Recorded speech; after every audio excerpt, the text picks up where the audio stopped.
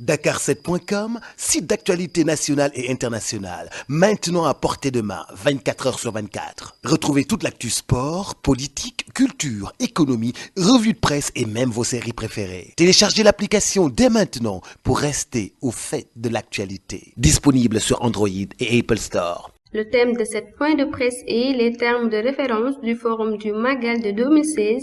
La comité d'organisation du Grand Magal a retenu pour thème du Forum de cette édition un thème qui est extrêmement important, qui va parler d'identité islamique et de mondialisation.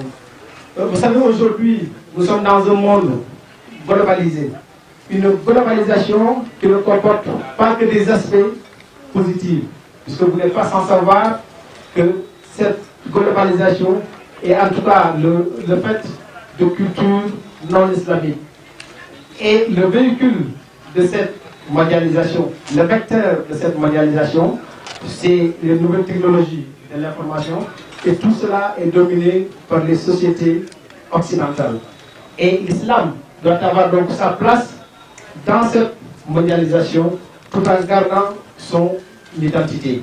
Ce qui quand même constitue, je crois, un défi extrêmement difficile à relever.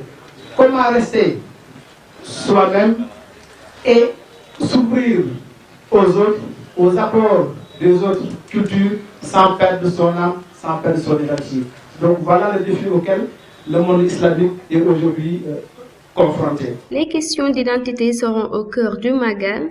Cette année, si vous avez bien écouté ce qu'a dit Serigne Khadim Sylla, ce sont les questions d'identité qui sont au cœur du Magal. Pour le colloque, pour le forum, nous avons parlé d'identité islamique. Mais il a également cité, nous parlerons de la vie des daïras. Nous parlerons également du modèle mouride. Donc ce sont ces questions d'identité qui sont cette année au cœur du Magal, puisque nous pensons que nous sommes dans un monde, en tout cas sans repère, dans un monde dominé par d'autres cultures qui ne sont pas islamiques, et donc nous devons nous questionner par rapport à notre identité, et réfléchir par rapport donc à tout cela, pour donc rester nous-mêmes et pouvoir donc profiter de cette mondialisation qui, quand même, il faut le reconnaître, a des aspects qui sont positifs. À cette occasion, ils ont invité une dizaine de pays. De l'Égypte, du Liban, du Canada, de la Turquie, la Jordanie, le Soudan, l'Angleterre, le Canada, l'Irak et encore bien d'autres pays. Donc c'est assez quand même représentatif de ce qui constitue aujourd'hui le monde islamique. Et ce sont donc nos hôtes qui vont venir trouver les éminents intellectuels sénégalais, qui sont donc des universitaires, qui sont des cultes religieux, et donc qui vont plancher sur ces questions, je dirais, en tout cas d'une extrême importance pour notre jeunesse, d'une extrême importance pour notre pays.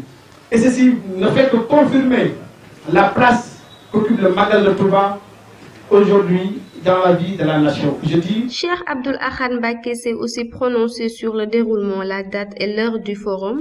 Et donc c'est disons la problématique autour de laquelle nous allons donc réfléchir le 29 au cours d'ateliers, de panels que nous organisons au niveau du Méridien Président, avec une cérémonie de clôture qui va avoir lieu ici à Massalikul Jinaan. D'après le khalife général des Mourides, la comité d'organisation du Grand Magal, la commission culture et communication, le Magal occupe une place très importante. Puisque c'est un moment de brassage culturel, c'est un moment d'intense activité culturelle, en tout cas c'est un moment qui est mis à profit par les acteurs économiques pour booster de manière générale l'économie sénégalaise. Et c'est ça aussi qui fait, disons, que le Magal a une dimension multiple.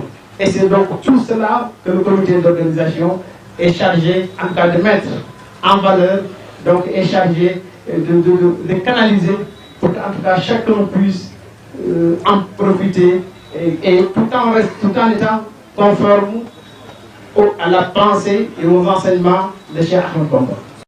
Dakar7.com, site d'actualité nationale et internationale, maintenant à portée de main, 24 heures sur 24. Retrouvez toute l'actu sport, politique, culture, économie, revues de presse et même vos séries préférées. Téléchargez l'application dès maintenant pour rester au fait de l'actualité. Disponible sur Android et Apple Store.